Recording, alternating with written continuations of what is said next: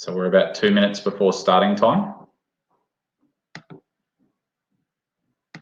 Hi, everyone.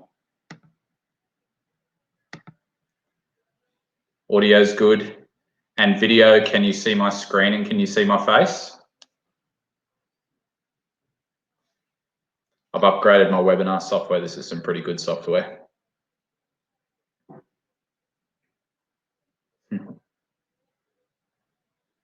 So yeah, we're going to have quite a few people on this webinar today. Just to set the scene for you, I'm going to follow a particular structure. We will have some time for questions at the end. I don't know if I will be able to get around to everyone's questions, but the questions will serve as fuel for the next few days. And obviously we've got the Ultimate Physio Clinic Owners group where we can continue this conversation, and that's going to be great. So good to see a lot of familiar faces here. Thank you for making the time, because your time's obviously valuable, but this is going to be 1 hour well spent.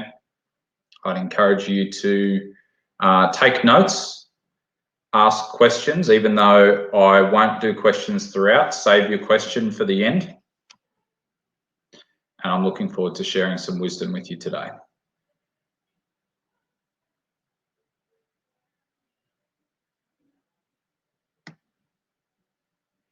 So I'm just waiting for it to tick over to 12:30. Hey, Sandy. Hey, Alex. It's 12:30. So I'm just going to start with a little bit of insight from someone who I look up to. His name's Tony Robbins, and he's talking about problems. My favorite Tony Robbins quote about problems is, the biggest problem that people have is we think we shouldn't have any. Now we've got problems right now and we're not 100% sure what to do. So let's work out how we might be able to get some solutions to the problems. So a quick little 2-minute video from Tony. If I can be part of what helps you, but you do the major work, or you make the final thing, you're going to own it more. So what I would do with people is I'd say simple. Here's your problem. I want you to write down what the problem is and describe it in 2 sentences max. This is your memo. 2 sentences, crystal clear that anybody will understand. If you have to write more than 2 sentences, you tell them a paragraph. Question doesn't work. It has to be maximum 2 sentences, ideally 1. So crystal clear, anybody can understand. That's number 1. So you write that down. You write down, define the problem with precision, describe the problem or the request. Sometimes it's not a problem, sometimes it's a request. Can we turn the air conditioning up? Can we turn it down? Can we have lunch whatever time? Can we do this? Can we do that? Whatever the request may be. Say write it down. Then the second thing I have to do is describe 3 solutions to their request or problem. 3. And I use keywords. 3 cost-effective, intelligent, viable solutions. Might be viable, time viable, resource viable, whatever the case may be, viability. So what are 3 intelligent, practical, viable solutions that you believe we can implement, to solve this or to meet this need? By the way, why do I have them come up with 3? Someone tell me why. 1 choice is no choice. 2 choices is a dilemma. Until you have 3 choices, you're not at choice. That's my rule in life. You may not like all the choices. Whenever you think you have 1 choice is no choice. If you got 2, you're in a dilemma. There's always at least 3 choices. Plus, I'm making that person become a problem solver. If I solve the problem, they'll just have a new problem for me to solve. But if I can teach them to be a problem solver, the game changes. How many follow? Now, sometimes this is less efficient, but with a mass audience, it was very efficient. And then they turn that in, and then I have a choice. I can now respond back by saying, circle, I accept your request, or I think solve the problem, we'll do it with your number 1. Or I could modify it, I'm willing to do that, but I think we need to do this, and this is the way to do it. Or I could reject it and tell them why. And then we'd have this communication. It was very efficient. This is very different than, tell me what you think we should do in a suggestion box. So now, tell us your question, and then tell us at least 3 answers.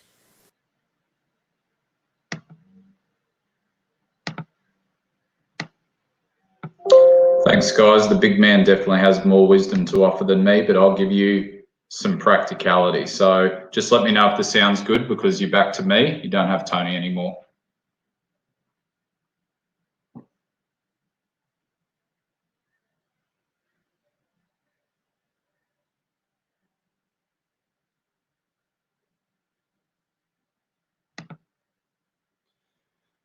So here's what we're talking about today, team. We're talking about surviving coronavirus in your physio clinic. And normally I'm talking about how to thrive in business, but I think the main thing that we're all determining that we need to do now, guys, is to survive first, to consolidate and outlast this, and then to ride the upswing when that occurs, and no one knows how long that will be.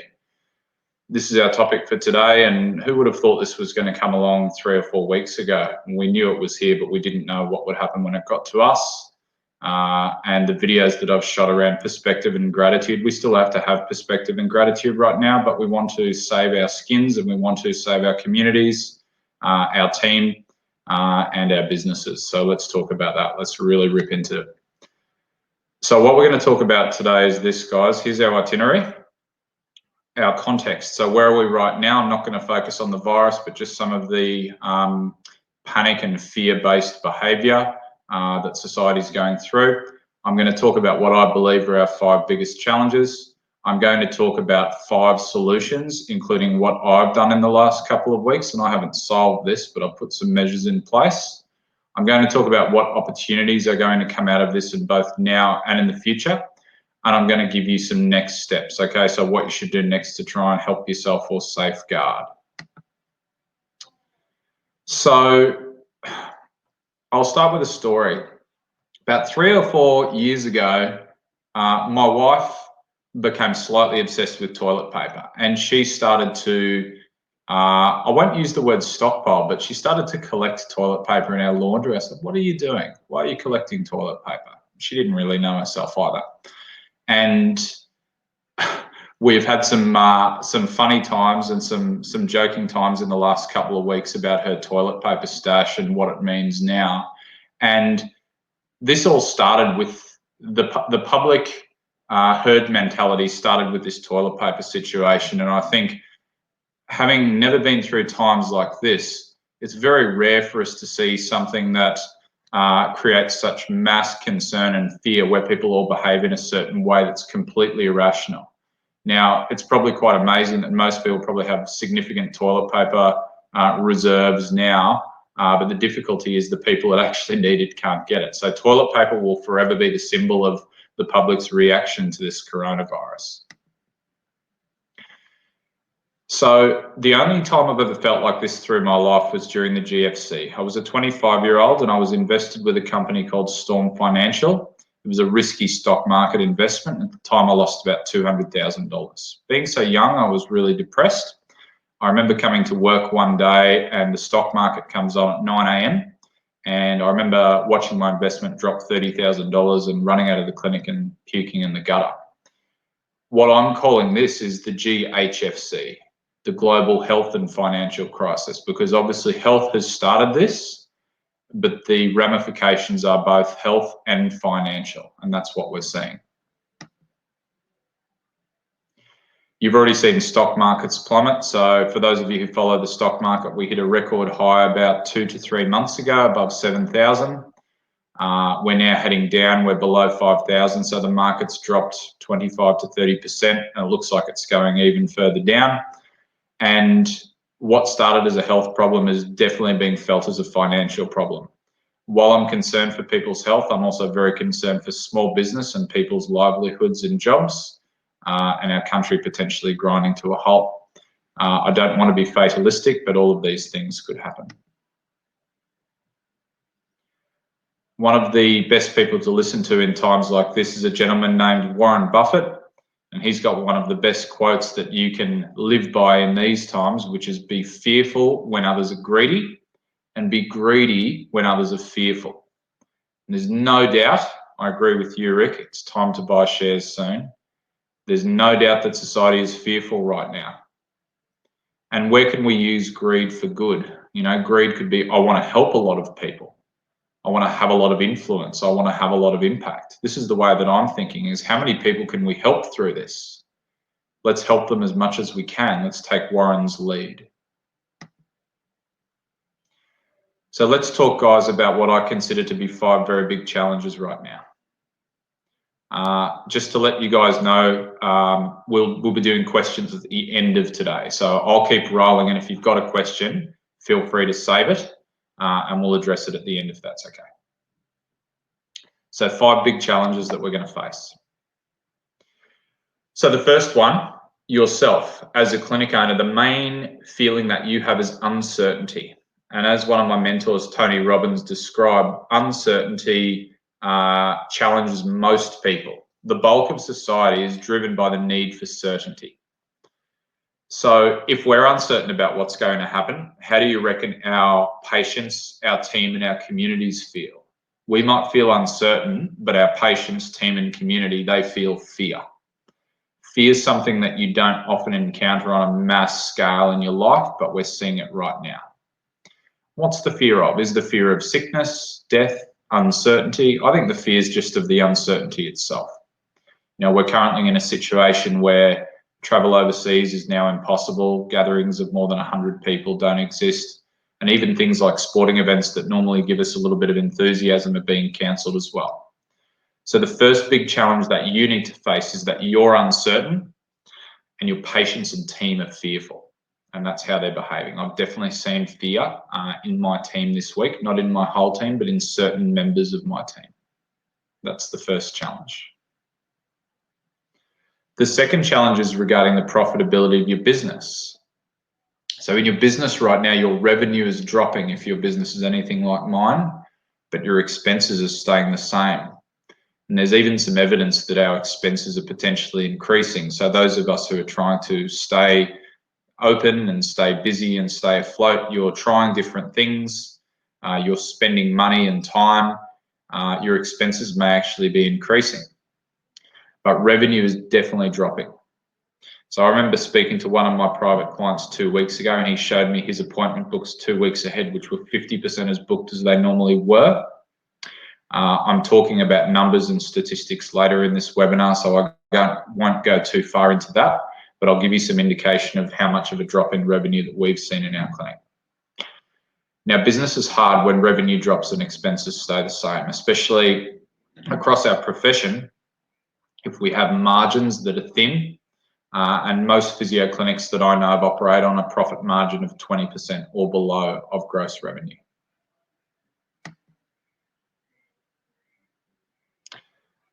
This challenge is what adds to the uncertainty that we have and the fear that our team and clients have. So if you look at your clinic diary, you're going to see empty appointment books. Normally empty appointment books a couple of weeks ahead don't stress you so much because you know you've got existing clients that you will rebook and that your team will rebook into those empty slots. And if you're a clinic who's been around for more than 3 or 4 years, you know the phone will ring, you know your referrers will refer, you know your Google ads will result in leads. But what's happening at the minute is not only are the appointment books looking empty, but there's no obvious way to fill them. They can be filled, and that's what I'll talk to you a bit about later on, but there's no obvious way to fill them. So just let me know and comment if your phone's been ringing less or more than normal. I'd like to hear that. And if you've been having more cancellations than normal, I'd like to hear that too. And this really does stress your team because they're thinking about the security of their jobs as well, which is a challenge for them. This has been my biggest challenge this week. I teach a lot of clinic owners how to lead their teams and how to build high-performing teams, and this is even happening to my team. Our teams are stressed, they're sad, they're sick, and they're being paid to do not much as well. So in my team, we have a team of 19 people. Not all of them are full-time. I'd say that would be the equivalent of about 12 FTE positions, and 3 of our most valued team members are sick this week. One physio has been sick for almost 2 weeks. We're hoping he'll be back on Monday, but we're not sure. We've got a physio who's just developed pneumonia. She's going to be off for the next 2 weeks. We have a massage therapist who's been with us 7 years who's got sick as well. She just called in sick today. I've got a couple of admin team members who are watching too much news and they're getting very stressed. And I've got a few people in my team that are just taking this in their stride because they're chilled out people and that's just who they are.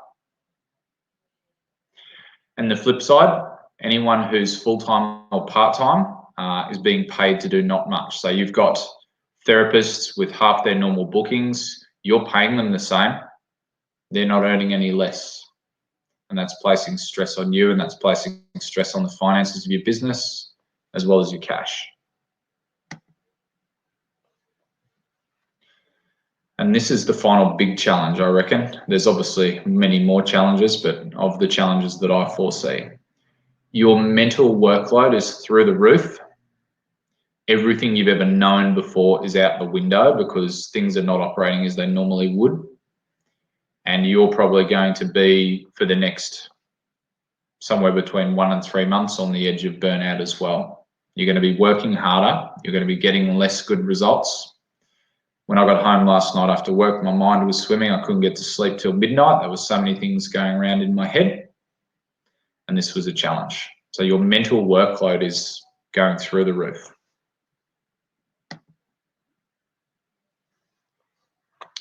So yeah, these particular challenges are having a fairly significant impact. I'll just go back to that last one. So yeah, the impacts are on the mentality of our clinic owners. We've seen a different reaction in the Facebook group than we normally see. We've seen far more frequent posting.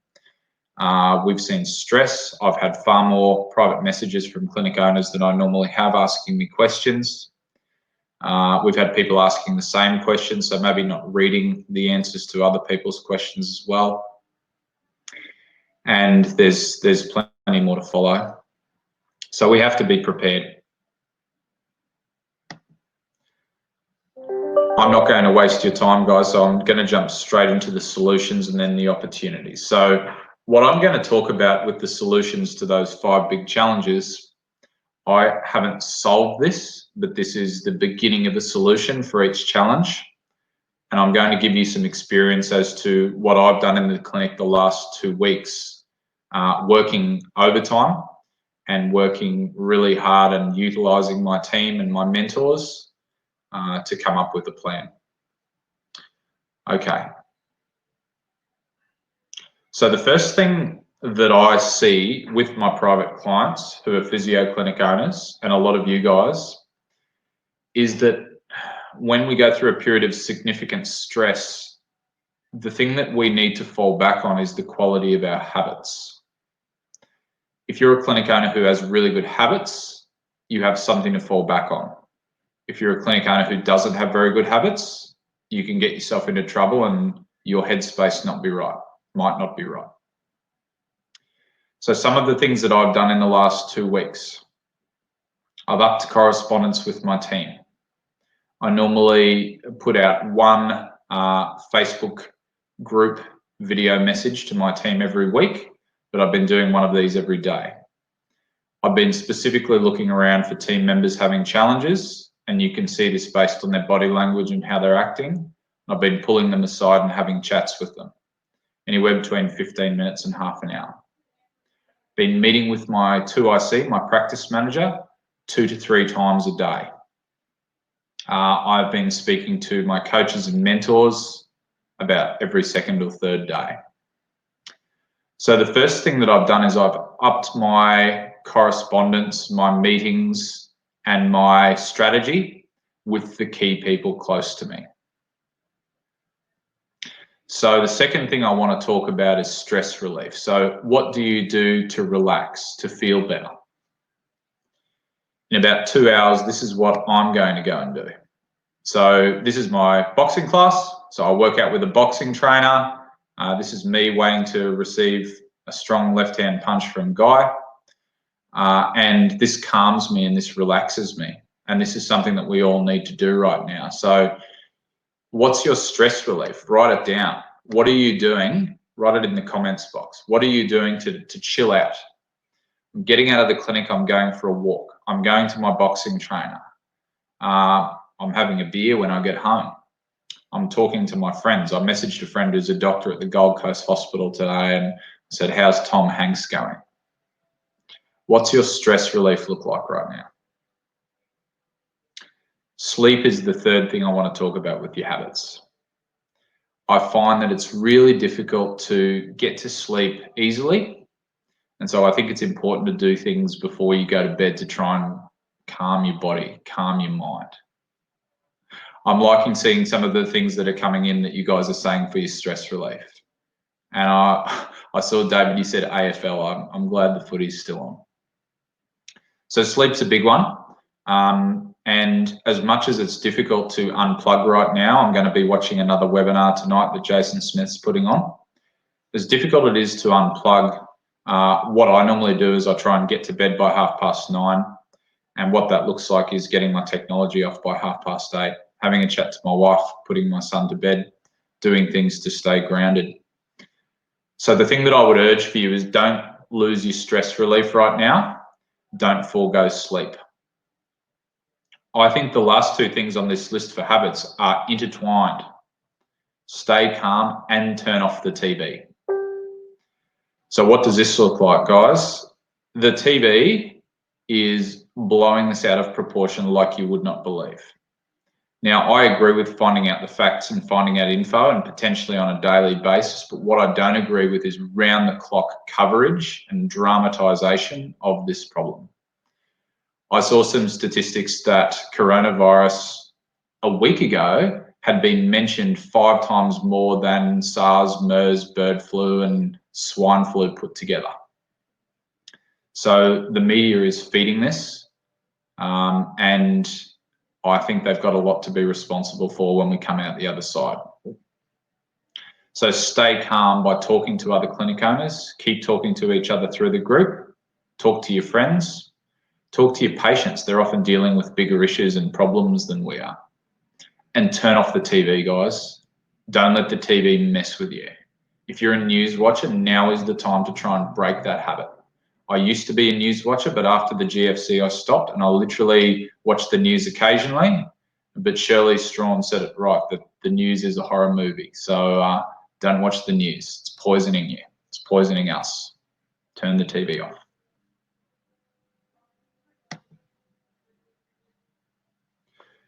So this is a US General, James Mattis. He's given some really good speeches. And this is the quote that I want you to live by over the next 1 to 3 months.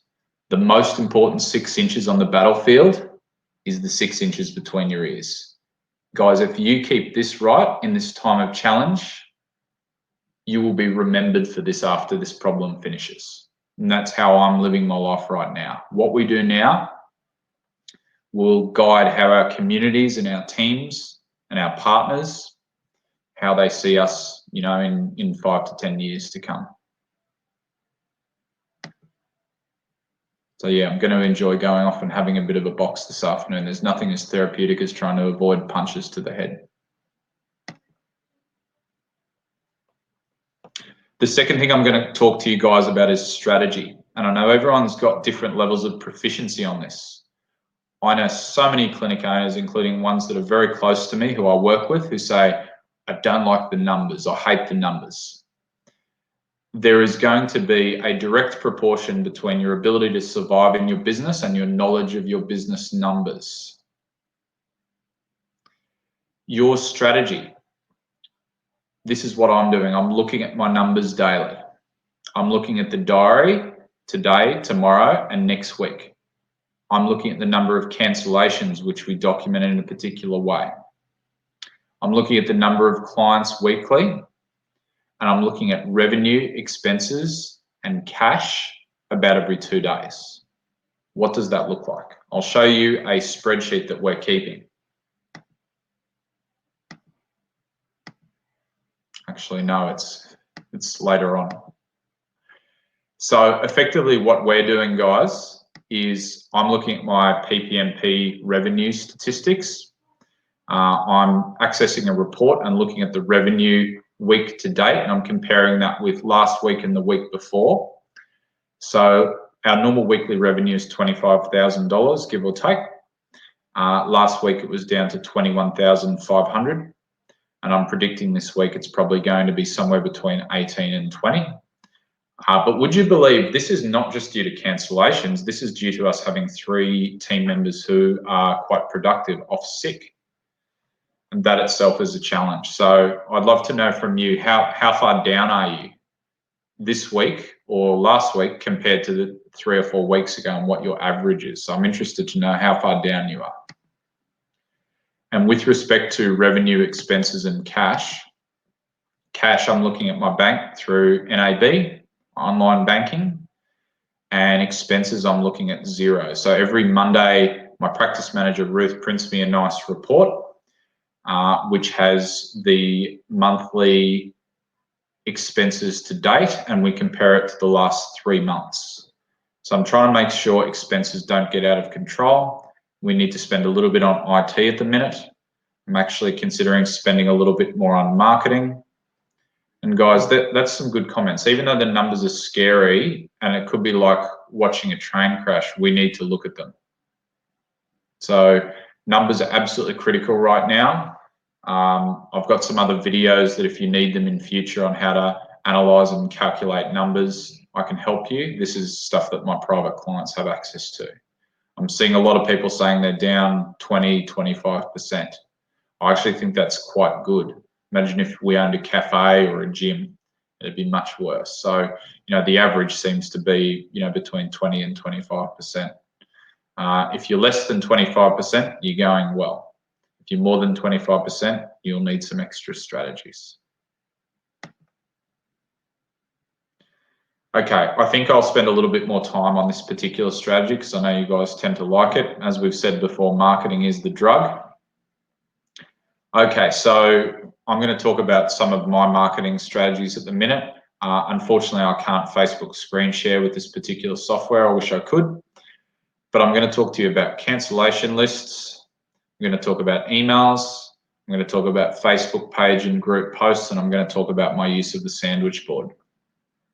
So what I'm going to show you now is a depersonalized spreadsheet that we're keeping. So we've got the date, we've got the patient's name and phone number, we've got the name of their regular clinician, and we've got their reason for cancelling. So some of you may be familiar with my strategies at Christmas time, where a month before Christmas, where when patients come out of the physio's consult room and they say, see you after Christmas, you write their name down so you can call them. The most important thing you need to do right now, guys, from a marketing perspective, is keep a list of everyone that cancels with detail. So, yeah, their name, their phone number, their regular clinician, and their reason. For instance, this physio saw someone who was immune compromised and did a FaceTime consult. She called to cancel, needs a 720. So that person just cancelled because of convenience. Husband has type 1 diabetes, needs to self-isolate. So what we know with these people, couldn't make it, the time has 2 future bookings. We've got the reasons. So guys, this time right now is when you really need to rely on your training of your admin team and the strategy that you guys have together to plug the holes. Your phone strategy, your recall strategy, your lapsed client strategy, your reporting, and those types of things. Okay, so the next thing I'll talk to you about is emails. So I would normally send an email to my client database once every fortnight. We have a couple of different databases. We've got our whole client database and we've got our ideal client database, which is our female clients of 45 to 63 years old. Okay, so what I've done basically is I've significantly upped my contact with my database. I'm sending an email every 2 days. The open rate is approximately our normal email open rate, which is about 40%. So people want information, and they want information from trusted sources, not the media, not David Koch and Carl Stefanovic. Okay, those guys get paid to get eyes on screens. Okay, so I'm sending an email every 2 to 3 days, and we have a Facebook closed group of all of our best clients. We've got about 850 of our clinic's clients in a Facebook group, and we are literally posting to that group about 7 or 8 times a day. If you don't have a closed group, you're going to have to post to a page, and this is a problem because only 1 or 2% of people who like your page see what is posted on your page. So your best results are probably going to be gained through email or boosting a post on your Facebook page, which I still personally don't find works overly well. Now, what sort of things are we saying to them? So I have 3 different strategies with content, okay? So the first type of content is what we're doing at Scarborough Physio and Health. Good question, Dana, I'm getting to it. The first theme that we're doing is what we're doing at Scarborough Physio and Health to keep the place clean and safe. I shot a video this morning actually reflecting that our clinic was cleaner and safer than ever because there were fewer sick clients coming in, and we have no sick team members, no one with a sniffle or a sore throat or anything coming in. So our clinic is cleaner than ever. I have shot videos of me spraying Glen 20 or cleaning the physio bed and the head cover with the disinfectant wipe. And people really like this stuff. I've seen some really creative videos that you guys have shot on social distancing, and one of my private clients, he shot a great video on a new type of head pad that gives a bit more protection. This type of stuff is super valuable. I'm not talking about the virus. I'm not an expert on the virus. I'm an expert on how we're keeping our clinics safe for you and the strategies that we have. So that's my first theme. The second theme is I'm talking about all of the services that we offer. So I'm showcasing my team. We have a new physio starting this week. This physio offers after-hour and Saturdays appointments.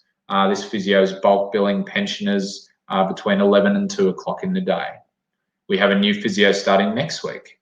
She has women's health expertise, and we haven't had a women's health physio at our clinic for 3 years. And we are still getting a really good response in new bookings. And this is a mix between old clients with new appointments and new clients with new appointments based on the posts that we're doing, especially in our Facebook closed group. So the best people for you to continue nurturing the relationships with right now are people who already know, like, and trust you in your business. And this is absolutely critical, guys.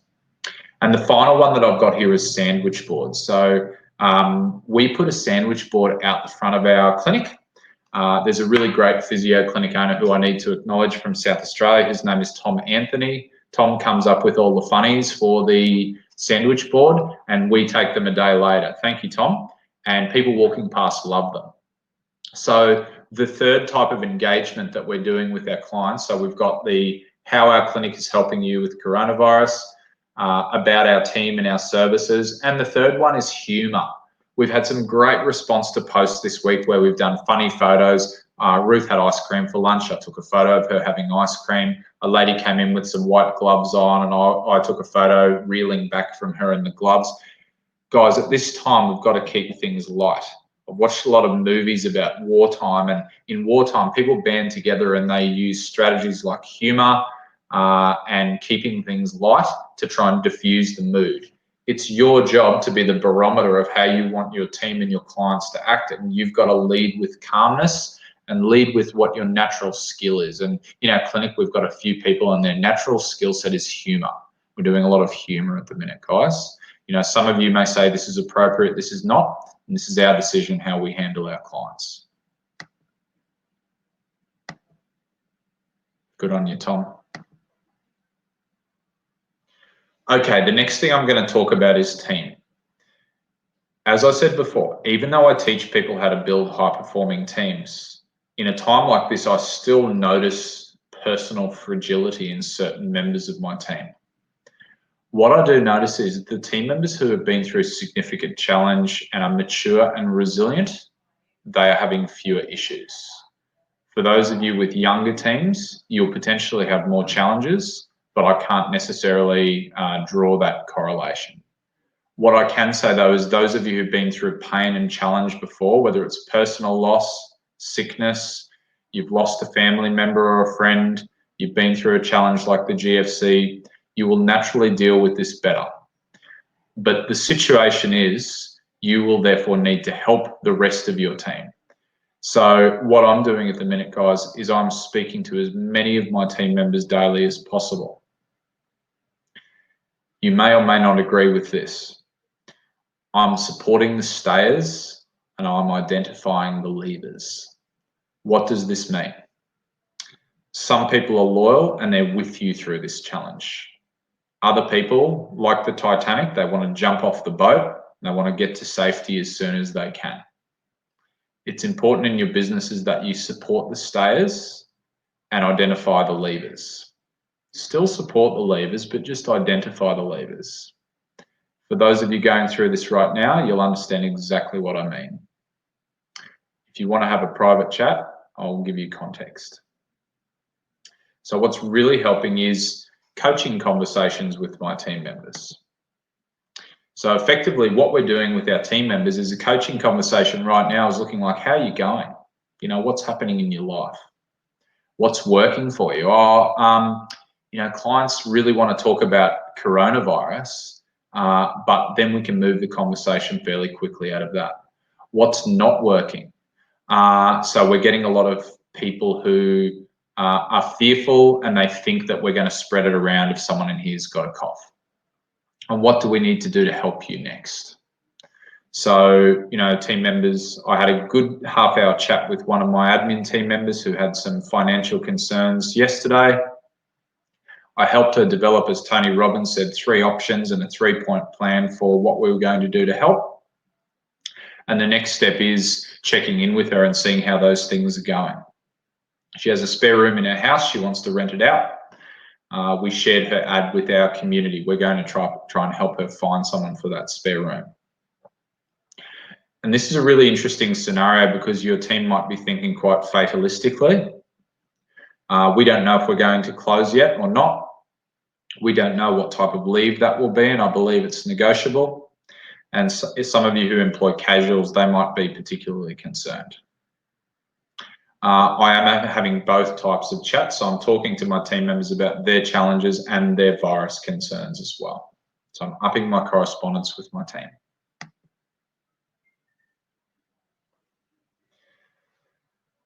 We have been given the opportunity with solution number 5 to stress test the systems that we've built in our clinic, to see how well people can follow instructions.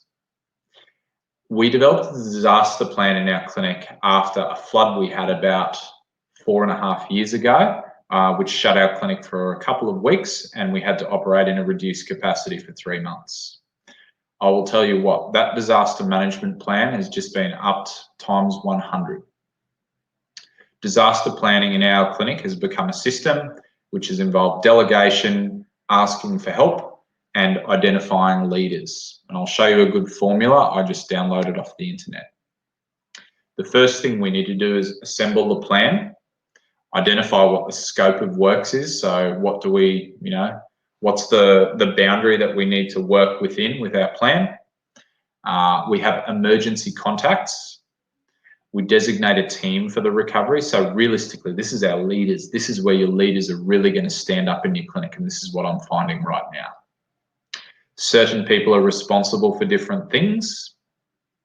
We are extra careful right now with our data, backing up and making sure that our information is as good as possible and is protected because it's the most valuable thing apart from our team.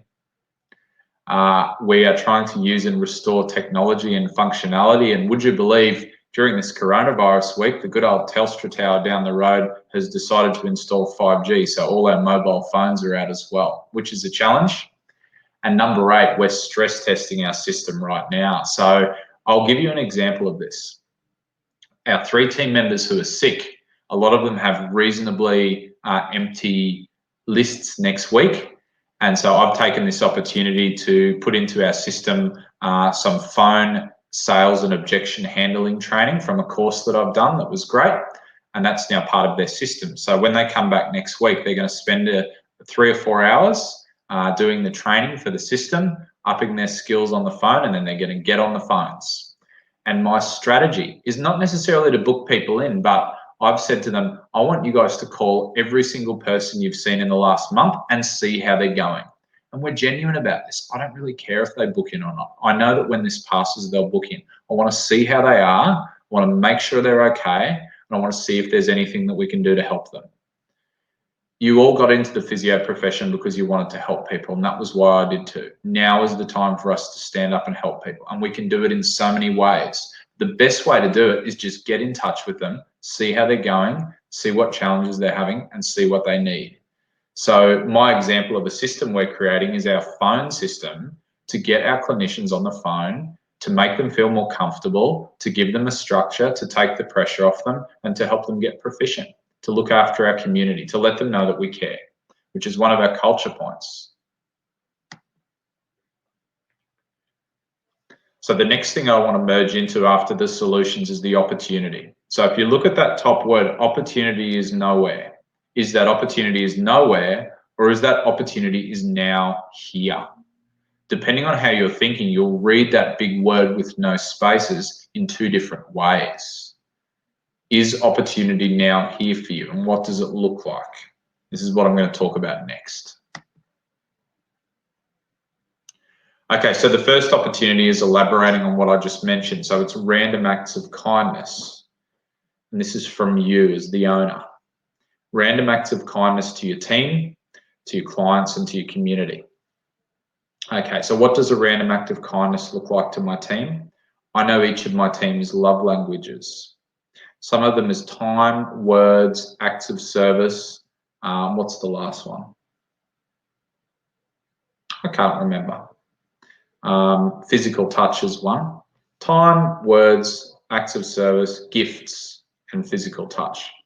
So I'm rewarding my team members in their love language right now. Someone did a great job last week. Ruth bought them a bottle of wine and Ruth bought someone else a plant because the plant was this team member's highest values. So we're doing things to try and help them and showing random acts of kindness. What this has looked like to our clients is team members have put up in our Facebook group that they're willing to help clients. They're willing to go and get groceries for them if they can't get out. They're willing to go and get medication for them if they can't get out. Think about who the most vulnerable people are in your community and work out what you or your team can do to help them. And community. So the way that I like helping my community most is meeting with and speaking with my friends who own businesses and helping them with their businesses, helping them to overcome challenges. I'm having a coffee tomorrow with a business owner friend of mine. We're going to strategize. Ruth is on the board of the local Chamber of Commerce, and the Chamber of Commerce is working out how to help people disaster management plan in their businesses as well. And just put a message in the chat box. What's the way that you would like to help your team or your clients or your community? Just let me know what that looks like for you. There's so many ways we can do this, guys. So many. Thank you, Richard. I'm doing my best. Okay, opportunity number 2. Now, this was something that I didn't necessarily foresee, but it has definitely happened in the last 2 weeks. As I've upped the frequency of my correspondence and I've used more humor and I've showcased my team, I've noticed the strengthening in the relationship with our existing raving fans. So these are the people in our closed Facebook group. These are our top 5% of clients. These are the 850. And so what's happened with these particular people is I'm engaging with them. We're putting up funny stuff. We're having a laugh with them. We're having conversation. We're making jokes. I don't care what people think of me if I joke about coronavirus. I'm not joking about the people who have it or the seriousness of it, but I'm trying to keep it light in our community because that's what they want and that's what they're responding really well to. They're getting enough of the fatalistic view through the news. This is a real opportunity for you to strengthen your relationship with your raving fans. It's easy for us because we've got our closed Facebook group, but how will you do it? Will you do it through email? Will you do it through phone? You obviously can't do it through putting on an event. Can you run a webinar like this? Facebook Live. There's so many different ways that you can strengthen your relationships with your raving fans.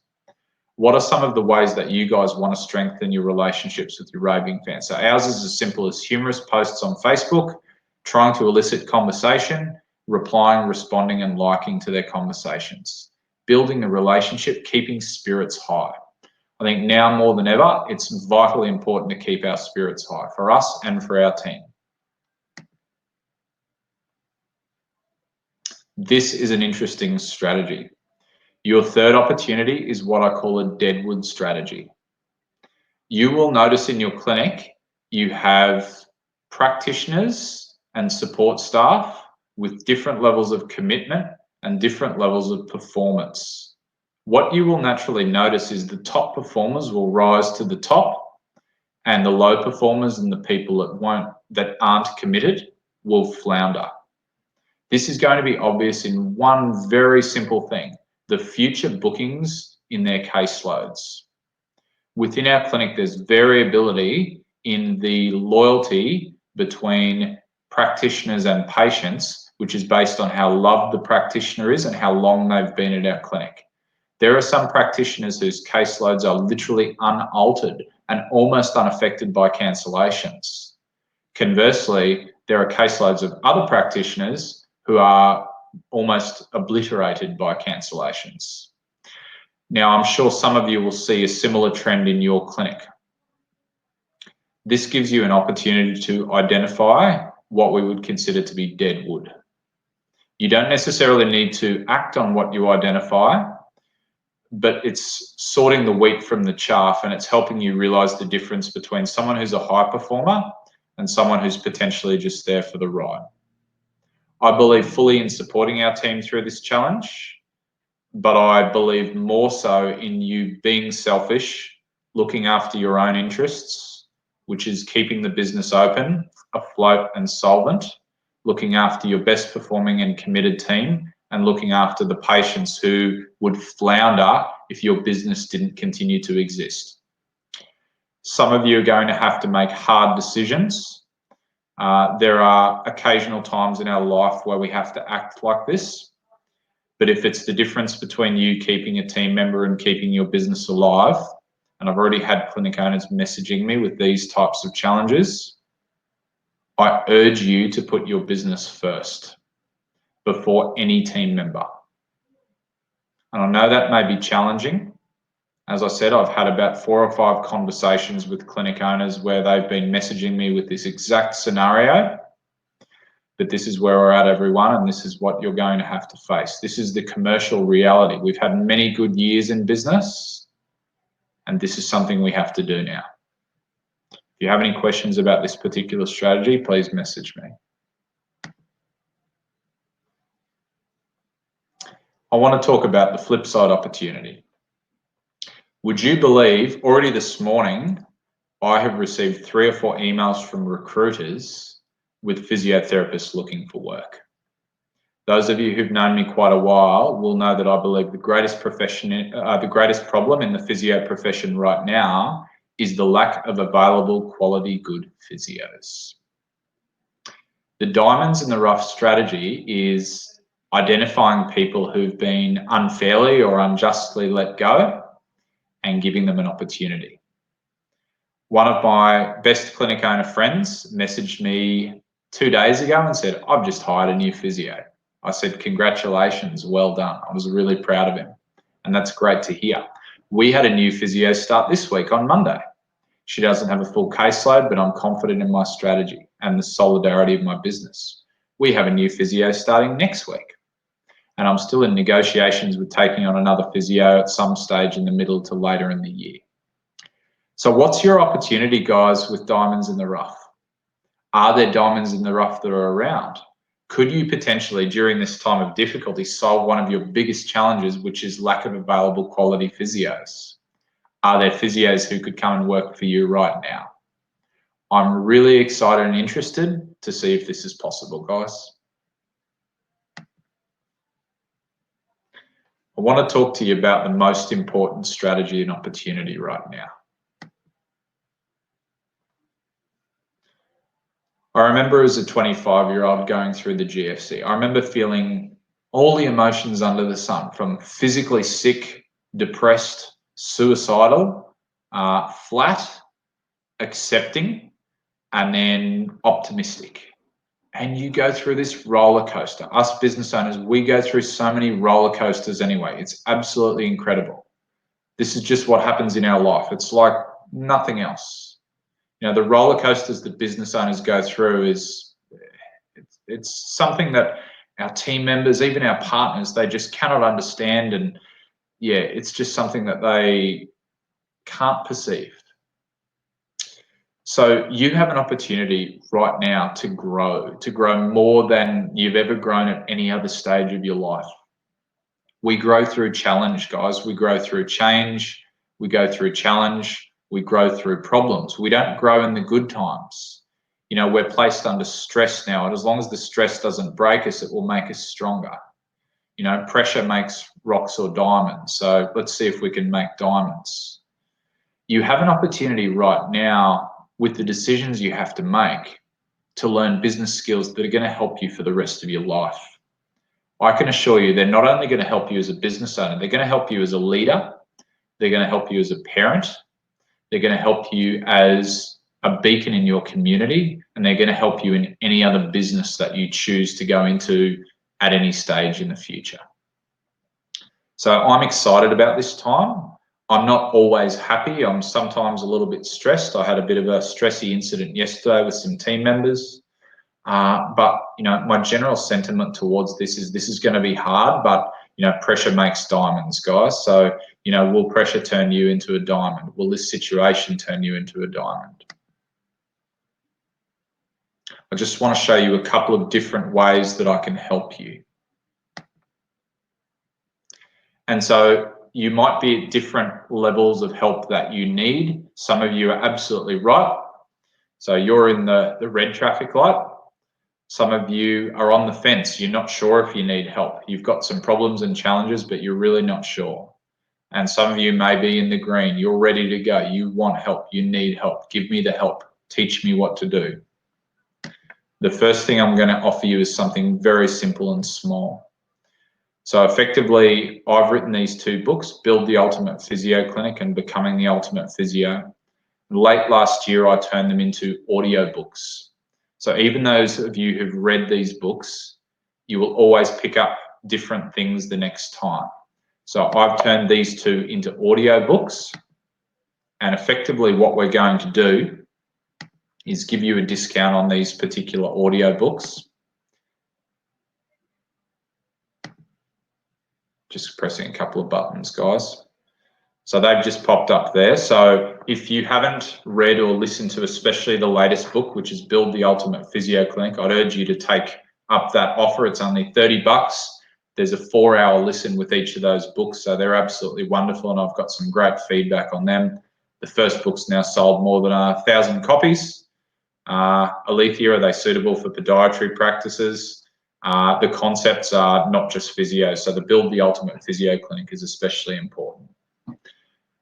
So this is the first thing I'd like to offer you. So that offer is going to be up for the rest of the day.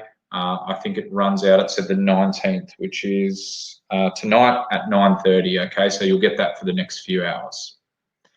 Okay, and for those of you who are absolutely red hot, some of you may know that I run a 9-month business program called Build the Ultimate Physio Clinic.